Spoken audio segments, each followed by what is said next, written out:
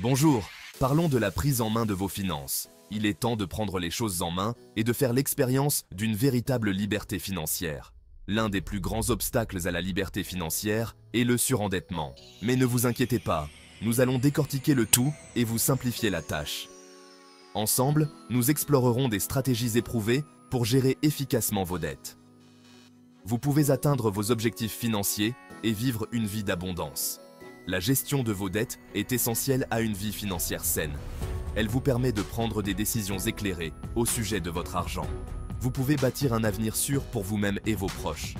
Nous vous guiderons à chaque étape du processus en vous offrant des conseils pratiques et des mesures concrètes. Ensemble, engageons-nous sur la voie de la liberté financière. Les dettes ne sont pas toutes créées égales. Il est important de comprendre la différence entre une bonne dette et une mauvaise dette. Une bonne dette peut en réalité vous aider à accroître votre patrimoine au fil du temps. Une mauvaise dette, en revanche, peut vous piéger dans un cycle de paiement sans fin. Les bonnes dettes comprennent généralement des éléments comme un prêt hypothécaire ou un prêt étudiant. Un prêt hypothécaire vous aide à acheter une maison, dont la valeur peut augmenter. Les prêts étudiants constituent un investissement dans votre éducation et votre potentiel de revenus. Les mauvaises dettes comportent habituellement des taux d'intérêt élevés et n'offrent pas d'avantages à long terme. Pensez aux dettes de carte de crédit ou aux prêts sur salaire.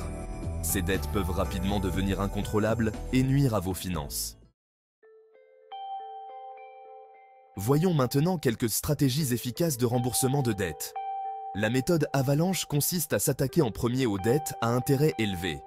Cette approche vous permet d'économiser de l'argent sur les paiements d'intérêt à long terme. Commencez par dresser la liste de toutes vos dettes, y compris les taux d'intérêt et les paiements minimaux. Concentrez-vous sur les paiements minimaux de toutes vos dettes, sauf celles qui comportent le taux d'intérêt le plus élevé.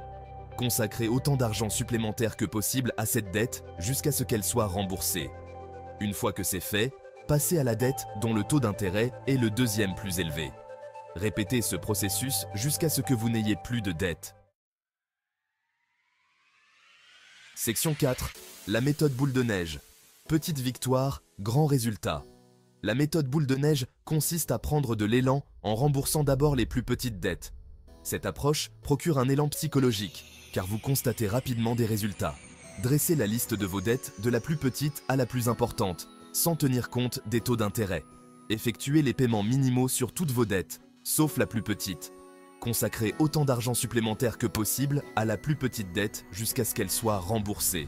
Une fois que c'est fait, prenez l'argent que vous consacriez au remboursement de cette dette et ajoutez-le au paiement de la deuxième dette en importance. Continuez à faire rouler cette boule de neige jusqu'à ce que toutes vos dettes soient remboursées. Section 5. L'établissement d'un budget, votre feuille de route financière. Se créer un budget, c'est comme avoir une feuille de route pour son argent. Cela vous aide à faire le suivi de vos revenus et de vos dépenses, ce qui vous permet de prendre des décisions éclairées quant à la destination de votre argent. Commencez par dresser la liste de toutes vos sources de revenus. Ensuite, faites le suivi de vos dépenses pendant un mois pour voir où va votre argent.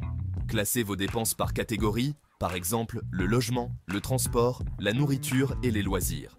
Fixez des limites réalistes pour chaque catégorie et cherchez des secteurs où vous pouvez réduire vos dépenses. N'oubliez pas que chaque dollar que vous économisez est un dollar que vous pouvez utiliser pour rembourser vos dettes ou investir dans votre avenir. Section 6. Se constituer un fonds d'urgence. Un filet de sécurité pour les imprévus.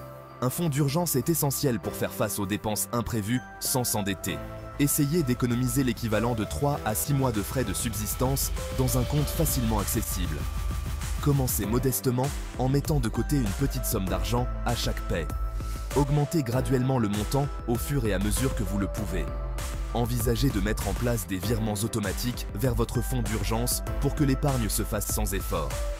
N'oubliez pas que ce fonds est réservé aux urgences seulement, comme les frais médicaux, les réparations de voitures ou la perte d'un emploi.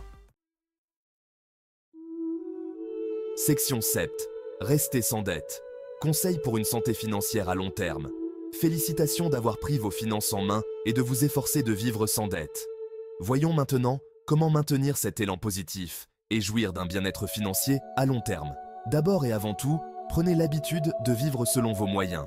Évitez les dépenses inutiles et concentrez-vous sur l'établissement de bases financières solides. Faites le suivi de vos dépenses régulièrement et rajustez votre budget aux besoins. N'oubliez pas que la liberté financière est un voyage et non une destination. Soyez patient, restez fidèle à vos objectifs et célébrez vos réussites en cours de route. Vous avez ce qu'il faut.